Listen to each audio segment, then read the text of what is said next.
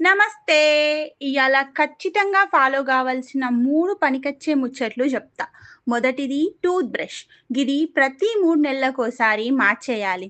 ఏ కొత్తగానే ఉంది కదా! పాడు కాలేదు కదా! అని అట్లే ఎక్కువ రోజులు వాడకండి. బాగా రోజులు ఒకటే బ్రష్ వాడితే దానిపై బాక్టీరియా పెరుగుతుంది. దానివల్ల నోటి సమస్యలు వస్తాయి. ఇక రెండో ముచ్చట సబ్బు. హా!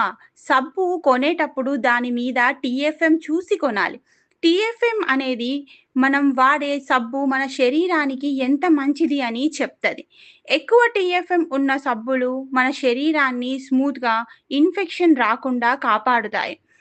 కనీసం 70 మీద ఉండాలి టీఎఫ్ఎం వాల్యూ. 80 పై ఉంటే ఇంకా మంచిది. ఇక చివరిది కానీ చాలా ముఖ్యమైంది. జ్ఞానులు ఒక మాట అంటారు. ఏ రోగమైనా కిచెన్‌లోంచే వస్తది అని. ఇప్పుడు చెప్పేది బోళ్ళు తోమే స్క్రబ్ గురించి.